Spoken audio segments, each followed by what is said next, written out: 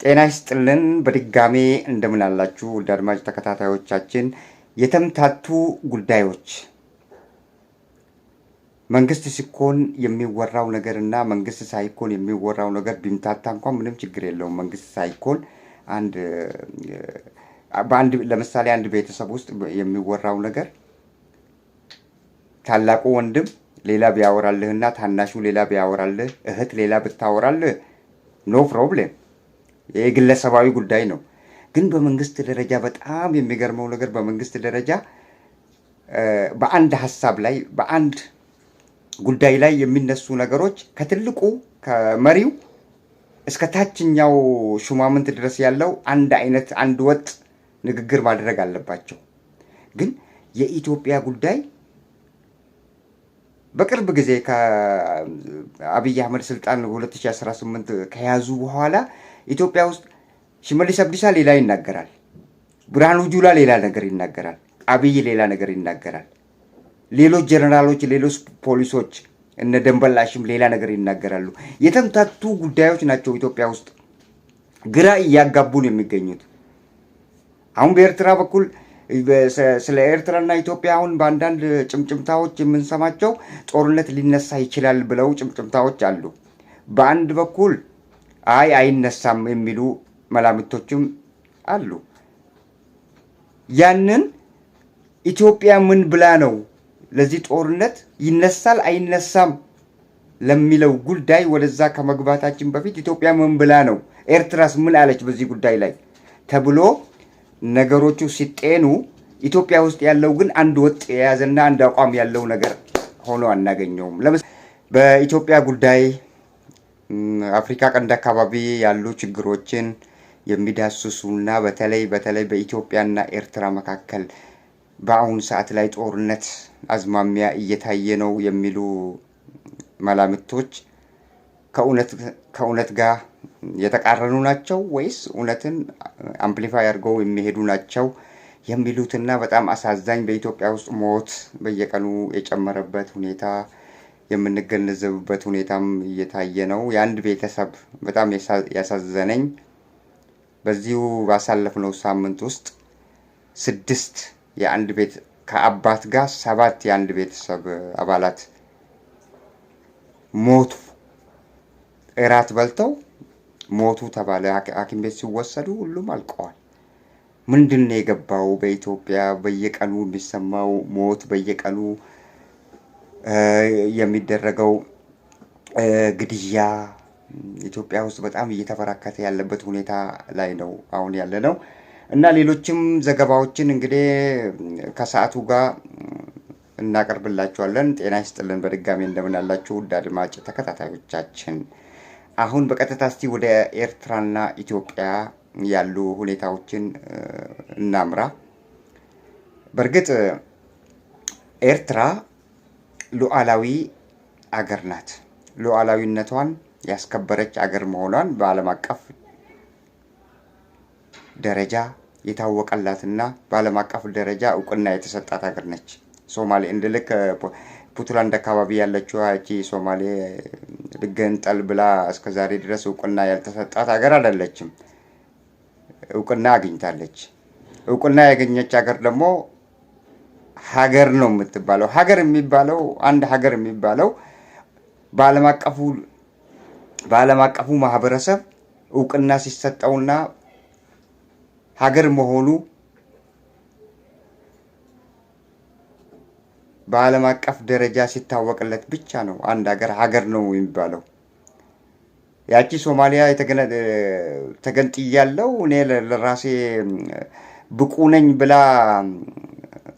የፈለገችውን እንኳን ብትናገር ጆሮ ዳባ ልበስ ብለው የዓለም አቀፉ ማህበረሰብ ከዩኤንም ጨምሮ እስከዛሬ ድረስ እውቅና አልተሰጣትም። ለሷ ለመጀመሪያ ጊዜ እውቅና የሰጠው የኢትዮጵያው ጠቅላይ ሚኒስቴር አብይ አህመድ ናቸው። ያም ሌላ ታሪክ አለውና ጉዳዩን ወደዛ አንገባም እና የኤርትራን ጉዳይ ነው ለመዳሰስ የፈለኩት። ኤርትራ ሊነሳ ይችላል ብለው ጭምጭምታዎች አሉ። በአንድ በኩል አይነሳም የሚሉ መላምቶችም አሉ። ያንን ኢትዮጵያ ምን ብላ ነው ለዚህ ጦርነት ይነሳል አይነሳም ለሚለው ጉዳይ ወደዛ ከመግባታችን በፊት ኢትዮጵያ ምን ብላ ነው፣ ኤርትራስ ምን አለች በዚህ ጉዳይ ላይ ተብሎ ነገሮቹ ሲጤኑ ኢትዮጵያ ውስጥ ያለው ግን አንድ ወጥ የያዘና አንድ አቋም ያለው ነገር ሆኖ አናገኘውም። ለምሳሌ የኢትዮጵያ ጠቅላይ ሚኒስትር አብይ አህመድ ምንድን ነው ያሉት? ኢትዮጵያ አሰብ ወደብ ያስፈልጋታል። ይሄ እርግጥ ነው፣ ማንም የሚለው ነው። ይሄ ወደብ የሌላት ሀገር፣ ላንድ ሎክድ የሆነች ሀገር ወደብ ያስፈልጋታል። ዚስ ኢዝ ሪል ኤንድ ፋክት። ይሄ እውነት ነው። ግን የሚያስፈልጋት በምን አይነት ሁኔታ ነው? አንዴ አጥተዋለች፣ ኦልሬዲ አጥተዋለች። ይህንን ያጣችውን የአሰብ ወደብ አገላብጠን መዝገብ ሁሉ አገላብጠን ምንም ነገር ልናገኝ አንችልም። እንዴት እንዳጣች ታዲያ? እንዴት እንዳጣች መዝገብ ካልተገኘ አንድም ሰነድ የማይገኝ ከሆነ ይህን ነገር ምንድን ነው መፍትሄው ብለው መነጋገር የለባቸው? እንደዚሁ መሮጥ አለበት መፍትሄ። ስለዚህ መዝገቡ ስላልተገኘ ሉዓላዊ የሆነችን አገር መዝገቡ አልተገኘምና እንዴት ነው ያገኘሽው ብለው በኃይል መውሰድ አለ እንደ? የለም፣ በኃይል መውሰድ አይቻልም። ሁሉ ነገር አግባብና ስርዓት አለው። ሁሉ ነገር በህግ ነው የሚፈታው። የዓለም አቀፉ ማህበረሰብ ተበድያለሁ ብለው አንድ አካል በሚናገርበት ወቅት ላይ በምን አይነት ሁኔታ ነው ይህ አካል የተበደለው ብለው ያዩታል፣ ይገመግሙታል። ከዛ በኋላ የመሰላቸውን ወይ ደግሞ ከዛ በተሰጣቸው ሀሳብ ላይ ተንተርሰው የአካል ተጎድቷል፣ በዚህ ተጎድቷል ብለው ቁጭ የሚያደርጉት። አሁን ኢትዮጵያ በእርግጥ ተጎድታለች አሰብን በማጣቷ፣ ግን እንዴት አጣችው የሚለው ሌላ ጥያቄ ሆኖ አብይ አህመድ ኢትዮጵያ ውስጥ ያለው ስርዓት የተበላሸ መሆኑን የምናውቀው በተለያዩ መንገዶች፣ አንግሎች ስናያቸው ኢትዮጵያ ውስጥ ያሉ ሁኔታዎች የተበላሻሹ ናቸው። አብይ አህመድ ይወጣና የአሰብ ወደብ እንዴት እንዳጣ መዝገብ ተፈልጎ ጠፍቷል። ስለዚህ በእንደዚህ አይነት ሁኔታ እንፈልጋለን ብለው እቅጩን አልተናገሩም። ወይ በጦርነት እንፈታዋለንም አላሉም። ወይ በሰላማዊ መንገድ ከዩኤን ጋር ተደራድረን ይህንን አሰብ ጉዳይ እንጨርሰዋለን ብለውም አልተናገሩም። ግን በደፈናው ኢትዮጵያ አሰብ ወደብ ያስፈልጋታል ነው።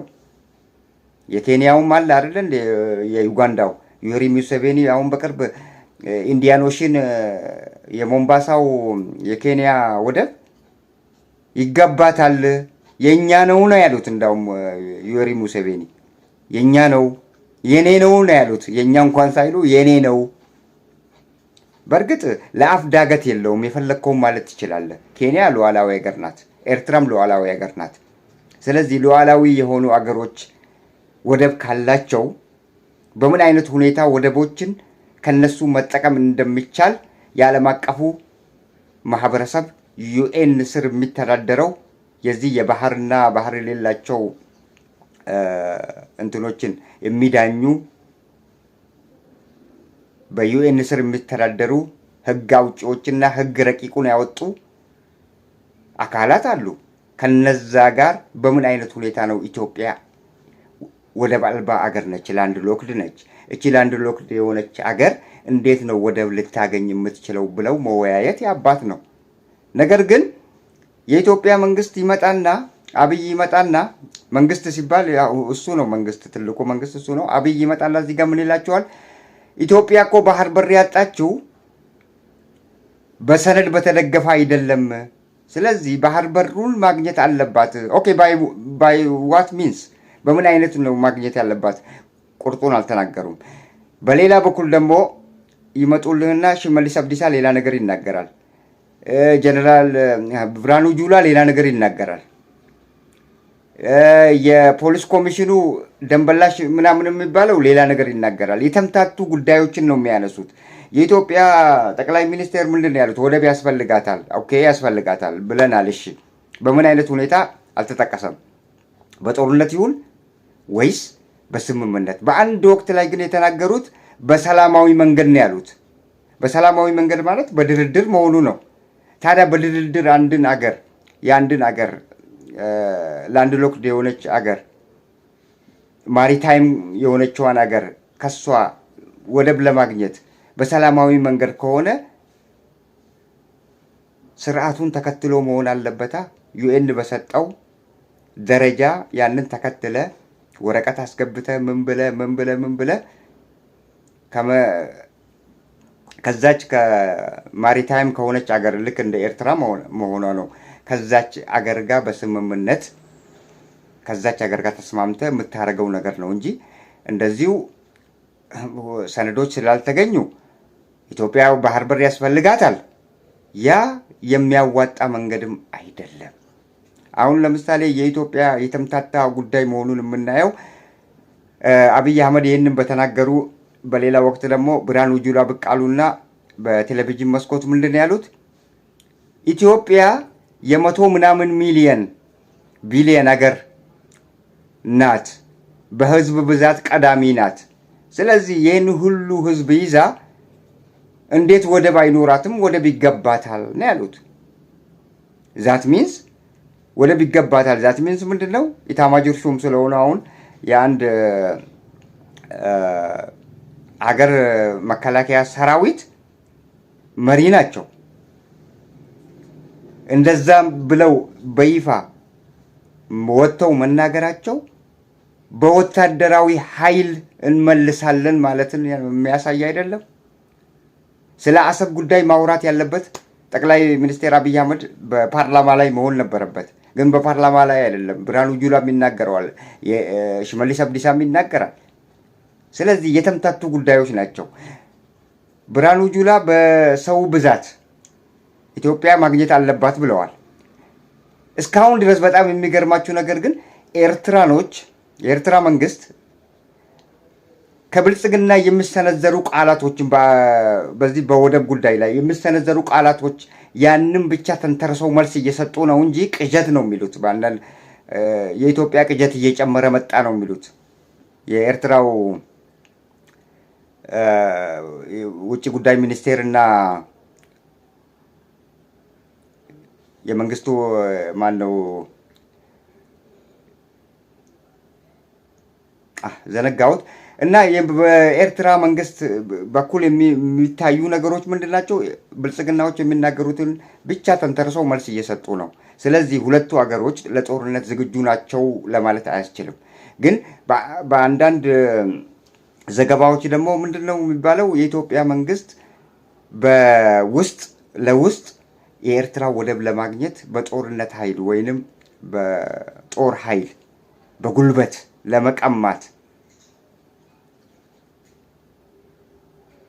እንትን እየሰሩ ነው፣ ሴራ እየሰሩ ነው የሚገኙት። ወታደራዊ ስልጠናዎችን እንትን እያደረጉ ነው፣ እያበረታቱ ነው። ወታደራዊ ስልጠናዎችን እየሰጡ ነው። ምሽግ ሁሉ መቆፈር ጀምረዋል የሚሉ ጭምጭምታዎች ዛት ስኖት ሪል እንደ ፋክት እሱ እኔ እውነት ነው ብዬ ለእናንተ ልነግራችሁ አልችልም። ግን አንዳንድ መረጃዎች እንደዛ ያመላክታሉ። ነገር ግን አንድ ነገር ላንድ ሎክድ የሆነች ሀገር ተመልሳ ላንድ ሎክድ ካልሆነችና ማሪታይም ከሆነች ወደብ ካላት ሀገር ጋር ስምምነት መፍጠሩ ወደብ እንዴት እንደሚገኝ ዩኤንኤችሲአር ያስቀመጠው ህግና ረቂቅ አለ። ዩኒኮስ የሚባለው የዓለም አቀፉ በዚህ በባህር በርና በባቡር መንገድ ዙሪያ ህግጋቶችን አውጥቶ ያስቀመጠው ህግ አለ፣ መርህ አለ። ደብዳቤ ይጻፋል። ያ ደብዳቤ ከተጻፈ በኋላ እነሱ ራሳቸው በግድ እኮ ከኤርትራ ሊቀበሉልን አይችሉም። ነገር ግን እነሱ የሚያደርጉት ምንድነው? ሁለቱን አገር ለማስማማት ይሞክራሉ እንጂ አንድን ሉዓላዊ አገር በጉልበት ያላትን ሀብት ሄደ መቀማት ማለት በዓለም አቀፍ ህግ ያስቀጣል። ቅጣቱ ከባድ ነው። ኢንተርፈር ሁሉ ሊያደርጉ ይችላሉ። መንግስት የውጭ ኃይላት ገብተው ኢንተርፈር ሁሉ አድርገው ቅጣት ሊመቱ ሁሉ ይችላሉ በጦር ኃይል ራሱ። ስለዚህ የኢትዮጵያ መንግስት መጠንቀቅ አለበት በዚህ በኩል። እንደዚሁ ዝም ብሎ የመጣላቸውን መናገር አይደለም። ብርሃኑ ጁላ የተናገረው ምንድን ነው? በህዝብ ብዛት እኛ ቀዳሚ ስለሆንን የአሰብ ወደብን ማግኘት አለብን ነው። የጠቅላይ ሚኒስትር አብይ አህመድስ ኢትዮጵያ እንዴት እንዳጣች ወደቡን እስከዛሬ ድረስ የወጡ ሰነዶች የተደበቁም ቢሆን ፈልገን አውጥተን አጥተናል። ስለዚህ እንዴት እንዳጣች የተሰጠ ሰነድና የተፈራረሙት ፍርማ ስለሌለ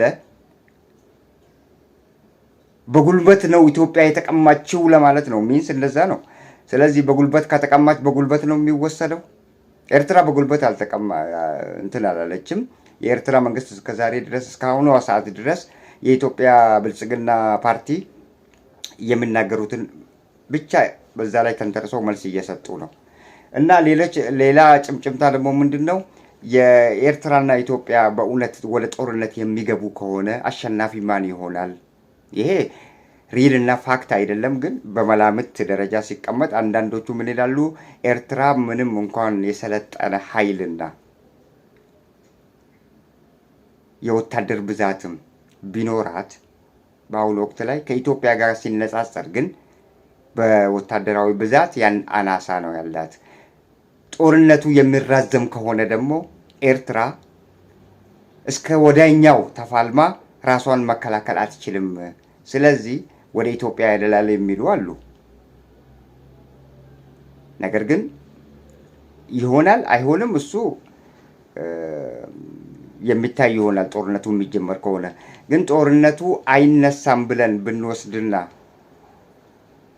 ለምን ይነሳል ብለን ብንወስድና እንትን ብንል አሸናፊው ኢትዮጵያ ነው የሚሉ ጎራዎች አሉ። ሌሎች ጎራዎች ደግሞ ምንድነው የሚሉት? ኤርትራ በጣም ልምድ አላት በጎሪላ ፋይተርነት ረጅም ዓመታትን በጎሪላ ፋይተርነት ያሳለፈች አገር ስለሆነች ከኢትዮጵያ ጋር ብትገጥም ኢትዮጵያን ታርበደብታለች የሚሉም አሉ።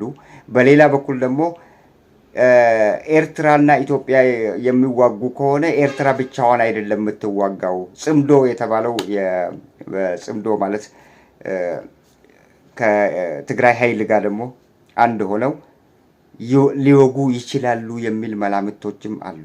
ስለዚህ ኤርትራ ብቻውን የማትወጋ ከሆነና ትግራይም እንደሚታወቀው ትግራይ ሆዷ ቆስሏል። አብይ አህመድ በፕሪቶሪያው ሰላም ስምምነት ላይ የተፈራረሙትን እስከዛሬ ድረስ ተግባራዊ አላደረገልንም ብለው ቅሬታ እያነሱ ይገኛሉ። ሌሎች የፈረሙት ደግሞ እነ ጌታቸው ረዳ አብይ ስር ወድቀው የሚታይበት ሁኔታ ነው ያለው እና በጣም ግራ የሚያጋባና ውስብስብ የሆኑ ነገሮች እዚህ ውስጥ ይታያሉ። ስለዚህ ጦርነት ባይነሳ ይመረጣል። ማንም ጦርነትን የሚሻ የለም። 30 ዓመት ነው የተዋጋችው ኤርትራም። ኢትዮጵያም ብዙ ዓመታትን ተዋግታለች። ከኤርትራ ጋር ለረጅም ጊዜ ተዋግታለች። ጎሪላ ፋይተር ሆነው ኤርትራኖች ኤርትራ ላይ ሲዋጉ ጀብሃንም ቢሆን ከጀብሃም ጋር የኢትዮጵያ መንግስት ብዙ ዓመት ነው የተዋጋው ከኃይለ ሥላሴ ጀምሮ። ኢትዮጵያ አንድም ቀን አርፋ አታውቅም። አረፍኩ ስል ሌላ ውጥንቅጥ ውስጥ ትገባለች። አሁን በአብይ ዘመን ኢትዮጵያ ሰላም ሆነች ብለን በተለመደመ እንዳውም ሰላም በኢህአዴግ ጊዜ ይሻል ነበር። ሰላም ብንል ጦርነት አልነበረም። ምክንያቱም በሰሜን አካባቢ ጦርነት አልነበረም፣ በደቡብ አካባቢ ጦርነት አልነበረም። ሰዎች አንዳንድ ጊዜ ይሞታሉ ምን ይላሉ እንጂ አሁን በአብይ ዘመን የሆነውን እስከዛሬ ድረስ ኢትዮጵያ ሆነ አታውቅም። በአብይ ዘመን የሞተው ሰው ብዛት በየትኛውም መንግስት ሞቶ አያውቅም ብለው አንዳንድ መረጃዎች ተነትላሉ። እና በአብይ ዘመን ላይ ያለው ነገሮች ሁሉ ከፍተኛ ናቸው። ከቤት ንብረት መፈላቀሉ፣ ጦርነቱ፣ በየአካባቢው የሚሰሙ ጉዶች በአብይ ዘመን ላይ ነው የበረቱት ነው የሚባለው። እና ኢህአዴጎች እነዚህ ህዋቶችና ኤርትራኖች ኢትዮጵያን የሚወጉ ከሆነ ደግሞ ሜይቢ ነው እንግዲህ ከሆነ ደግሞ ኤርትራ አሸናፊ ትሆናለች። የዛን ጊዜ ምን ይፈጠራል? ኤርትራ ጠቅልላ ኢትዮጵያን ትወስዳለች ወይስ ድንበሯን አስከብራ ነው የምትመለሰው የሚሉ ወይስ ከኤርትራ ጋር ጽምዶ ፈጥራ ኢትዮጵያን የመታችዋ ህዋት እንደ ቀድሞው ተመልሳ አዲስ አበባ ትገባለች ወይ የሚሉ ስጋቶችም አሉ። ስለዚህ ጦርነቱ ባይነሳ ይመረጣል። የኢትዮጵያ መንግስትም ህግን ተከትሎ ህግን መሰረት አድርጎ በዩኤን በዩኒኮስ በኩል ስለ ግድቡ ጉዳይ መጨረስ የሚፈልግ ከሆነ በሰላማዊ መንገድ ቢጨርስ የተሻለ ነው የምንለው እኛ። ምክንያቱም ሁሉ ነገር ህግ አለው። ህግን ተከትሎ መሆን ያለበትን ነገር መንግስት አይደለ እንዴ? መንግስት እንዴት በጉልበት አንድ ነገር ወስዳለው ይላል? መንግስት ህግን ተከትሎ መሄድ አለበት። እውነተኛ መንግስት ከሆነ እውነተኛ መንግስት ካልሆነ ግን ህግን ትቶ በፈለገው በጉልበት አሁን ለምሳሌ በቀደም ለታ አብይ አህመድ ራሱ ምንድነው ያለው? ከግድብ ወደ ወደብ እንግዲህ ያስቡት። ከግድብ ወደብ ማለት ምን ማለት ነው? ባይ ፎርስ ማለት ነው። በህግ ሳይሆን በጠመንጃ አፈሙዝ መሆኑ ነው። ከግድቡ ወደ ወደቡ መንግስት እንደዛ አይነት አስነዋሪ ቃላቶችን መናገር አለበት? ይሄንን በተናገረ ማግስት ዘፋኞቹ ምኖቹ ሁሉ ከግድቡ እስከ ወደቡ እያሉ የሚገኙበት ሁኔታ ነው። ከወደቡ እስከ ግድቡ ለዚሁ አንድ ሉዓላዊ ሀገር ሄደ ወቅት ልክ ወደብ አገር ላይ የሆነውን ነገር እኮ ነው ከግድቡ ወደ ወደቡ የምትለው። አገር ላይ ከሆነ ልክ ግድቡን ስትጨርስ ወደ ወደቡ ትሄዳለህ ከፈለክ አገር ከሆነ። ግን በሰው ሀገር ውስጥ በሉዓላዊ በሆነች ሀገር ውስጥ ያለን ወደብ በሰላማዊ መንገድ መውሰድ ሲገባ፣ ህግን ተከትለ መውሰድ ሲገባ፣ አንተ ግን እያልከ ያለው ምንድነው? ልክ ግድቡን እንደጨረሰው ወደ ወደቡ እንሄዳለን። ለምን አልሄዱም ታዲያ? ምንድነው የከለከላቸው? ዝም ብሎ አንድ ያልተጠና ነገር፣ የማይናበቡ የማይጣጣሙ ንግግሮች ናቸው ከኢትዮጵያ መንግስት ከብልጽግና አካባቢ የሚወጡ ቃላቶችን የምንሰማው። ሽመልስ አብዲሳ ሌላ ነገር ይናገራል፣ ብርሃኑ ጁላ ሌላ ነገር ይናገራል። የማያገባው ሁሉ ይናገራል። የማያገባው አካል አሁን ለምሳሌ ብርሃኑ ጁላ ስለ አሰብ ጉዳይና ስለ ወደብ ጉዳይ የሚመለከተው አካል አይደለም። በኃይል ከሆነ ግን የጦር መሪ ስለሆነ ይመለከተዋል። በኃይል ከሆነ በኃይል ስላልሆነ ይሄ ነገር በሰላማዊ መንገድ በእርቅ መንገድ ዓለም አቀፍ መንግስት በሚደግፈው የዓለም አቀፉ ማህበረሰብ በሚደግፈው መሰረት ሊሄድ ካልክ በሰላማዊ መንገድ ነው የሚሆነው። ካልሆነ በስተቀር እነ ብርሃኑ ጁላ እነ ሽመልስ አብዲሳ ስለ አሰብ ጉዳይና ስለ ወደብ ጉዳይ የሚያገባቸውና የሚናገሩበት ሁኔታ መፈጠር አልነበረበትም። በፓርላማ ነው ተነስቶ ፓርላማዎች ተወያይተውበት እንዴት በየትኛው መንገድ ነው ማግኘት ያለብን ብለው ውይይት አድርገው በስምምነት ተፈራርመው ከዛ በኋላ ህግን በተከተለ መንገድ የአንድን አገር ወደብ መውሰድና አልያ ደግሞ መጠቀም ይቻላል። በሊዝም መጠቀም ይቻላል። ከጅቡቲም እኮ መጠቀም ይቻላል። እና የተወሳሰቡና የሚምታቱ ጉዳዮች ናቸው በኢትዮጵያ መንግስት በኩል የሚወጡት። መንግስት እርስ በርስ ተናቦ አንድን ነገር መፍጠር አይችልም። ሁሉም የመጣለትን ነው የሚናገረው። ስለዚህ የትኛውን መንገድ ይዘህ እንደምትሄድ፣ በየትኛው መንገድ ኢትዮጵያ ወደብ እንደምታገኝ እንደሚፈልጉና እንደሚሹ ውጥንቅጡ የወጣ ጉዳይ ስለሆነ በምንም ተአምር ይሄ ነው የኢትዮጵያ መንግስት በኃይል ወይ ደግሞ በሰላማዊ መንገድ ነው አሰብን የምትፈልገው ብለህ ድምዳሜ ላይ መድረስ አይቻልም። የዚህ ጉዳይ እዚህ ላይ ያልቃል። ሌላው ደግሞ በኢትዮጵያ በተለያዩ አካባቢዎች የሞቱ ያሉ ሰዎች ጉዳይ በአብይ አህመድ ልክ ካሁን ቀደምም እንዳልነው በአብይ አህመድ ዘመን የሟች ቁጥር ጨምረዋል። የሚወለደው ቁጥር በጨመረ የሚሞተውም እንደዛ እየጨመረ ነው በአብይ አህመድ። በሌላ ወቅት ግን በሌላ መንግስት ጋር የሚወለደው ነው ብልጫ ያለው። በአሁኑ ወቅት ላይ በአብይ ዘመን ከ2018 ጀምሮ ግን የሚወለደውና የሚሞተው እኩል እየሆነ መጥቷል። ዛት ሚንስ ሞርታሊቲ ሬት በጣም ኃይለኛ ሆኗል ማለት ነው። ምንድን ነው ይህንን ያመጣው? ተፈጥሯዊ ሞት ከሆነ ኖ ፕሮብሌም። በየአካባቢው የሚገደለው ሰው ነው። ማን ገደለው? ማንነቱ ያልታወቀ የህዋት ምናምኖች፣ የፋኖ ምናምኖች፣ የኦሮሞ ነጻነት ግንባር ምንድነው ሸኔ ይሉሃል። እነሱ ደግሞ ሲጠየቁ እኔ እንደዚህ አይነት አካባቢ ላይ ተንቀሳቅሼ የገደልኩት የለም። ታዲያ ማን ገደለው? ሰውን ማን እየገደለው ነው? ይሄ በጣም የኢትዮጵያን ሕዝብ እስከ ዛሬ ድረስ እያሸበረ ያለው በአብይ ዘመን ገዳይ አለመታወቁ በግለሰብም ይሁን በሰፈርም ይሁን በተለያዩ አካባቢዎች የሚገደሉ ሰዎች ግድያቸው መፍትሄ ያላገኘበት አገርና ፍትህ ያላገኘበት አገር መሆኗ ኢትዮጵያ በጣም በጣም በጣም እያሳዘነ የመጣ ጉዳይ ነው ወንድሞቼ። አሁን በተለይ ከቅርብ ጊዜ ጀምሮ ያቺ ወጣቷ ደሴ አካባቢ የሞተችው አሳዛኝ ጉዳይ ሬሳዋ መንገድ ላይ እመረቃለሁ ብላ ለምርቃት እየተዘጋጀች ያለች ኮሌጅ ተማሪ የነበረች ልጅ ተገላ ሬሳዋ መንገድ ላይ እስከዛሬ ድረስ ማን እንደገደላት አይታወቅም። ገዳዩ አይታወቅም። ያቺ በጦርነት የተማረከችውና ጡቷ የተቆራረጠውና ገላዋ የተቆራረጣል። በጣም እኮ የሚገርም ነገር ነው። የኢትዮጵያ ሕዝብ ሞቱ ራሱ ፍትህ የማያገኝበት ደረጃ የደረሰበት ደረጃ ላይ ነው የደረስነው።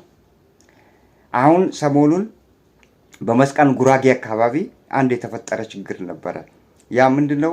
ህዳር ማነው ግንቦት 6 አካባቢ ነው።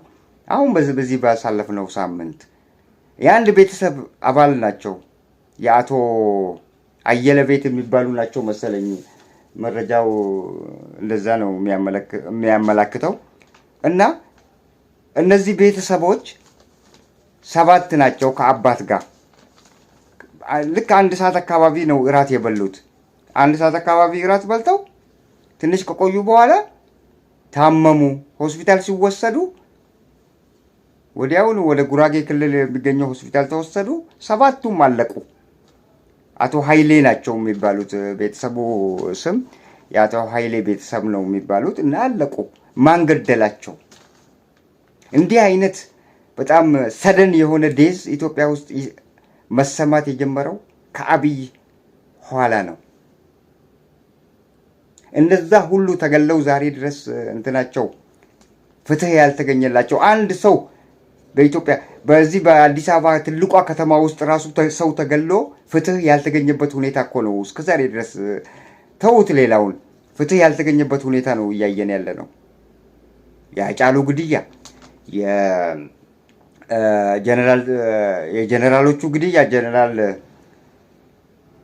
ሰዓረ መኮንንና ገዛኢ አበራ የነሱ ግድያ፣ የአማራዎቹ በባህር ዳር የተደረገው ያ ሁሉ እስከዛሬ ድረስ እከሌ ገደለው ብሎ ፍትህ አግኝቶ በዛ ግድያ ላይ ታስሮ ፍርድ ቤት ወስኖበት ፍትህ ያገኘ አንድም ሞት የለም። በአብይ ዘመን ሰው ይገደላል፣ ግን ፍትህ የለም። ያ ነው በጣም የሚያሳዝነው። ፍትህ በሌለበት ሀገር፣ ራሷ በእንዲህ አይነት ምስቅልቅል ውስጥ ያለች ሀገር በምን አይነት ሁኔታ ነው ሄዳ የአሰብን ወደብ ፈልጋለሁ የራሷን ችግር መፍታት ያቃታት? የውስጥ ችግሯ እኮ በጣም ከባድ ነው፣ በጣም ብዙ ነው። በአንድ በኩል ከኦሮሞ ነጻነት ግንባር ጋር ከኦነግ ሸኔ ጋር ውጊያ ላይ ነች። በሌላ በኩል ከአማራው ፋኖ ጋር ውጊያ ላይ ነች። በሌላ በኩል ደግሞ እጇን ወደ ኤርትራ ሰዳ ነገር ትፈልጋለች። ትግራይንም ድራሽ አባታውን ለማጥፋት ነው የኢትዮጵያ ብልጽግና ፓርቲዎች የሚፈልጉት። ትግራይ እንዳውም እስከናንካቴው ቢጠፉለት የአብይ ስርዓት ቢጠፉለት ደስታውን አይችለውም። በእንደዚህ አይነት ሁኔታ ያለች ሀገር እንዴት ነው ወደብ ነው የምፈልገው ብላ ወደብን የምትመኘው? በምን አይነት ሁኔታ ብትሏቸው እኮ ሁሉም የተለያዩ አራምባና ቆቦ የሆኑ ነገሮችን ነው የሚያነሱላችሁ። ከአብይ የምትሰሙት ሌላ፣ ከሌላው ባለስልጣን የምትሰሙት ሌላ። ሁሉም በየፊናው እየወጣ ከግድቡ ወደ ወደቡ ዋዳስት ሚን ምንድን ነው? ከግድቡ ወደ ወደቡ ግድቡን ልክ እንደጨረስክ ሀገር እኮ አይደለም ወደብ ያለው። የሀገር ጉዳይ ቢሆን ወደ ኮሪደር ልማት ብትል ትችላለህ። ኮሪደር ልማቱ እጅ ላይ ነው ያለው። በቃ በእንደዚሁ አይነት ብልጭልጭና በእንደዚሁ አይነት የተረባበሸ የማይዋሃድ የማይጣጣም አነጋገር ነው ኢትዮጵያ ዛሬ በጣም በሚያሳዝን ሁኔታ እየኖረች ያለችው።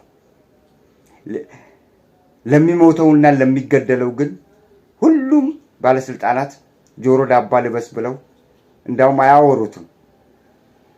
ምን ይደንቃል? ድሮ እኮ ኢትዮጵያ ውስጥ አንድ ሰው ተገደለ ተብሎ ሲወራ እንደ ጉድ ነው የሚሰማው። ዜናው ምኑ ስለዛ እንዴት እንደተገደለ ጉድያው ምን እንደሆነ ፍትህ እስከሚያገኝ ድረስ ዜና አያቋርጥም፣ ያነባዋል በዛ ጉዳይ ላይ።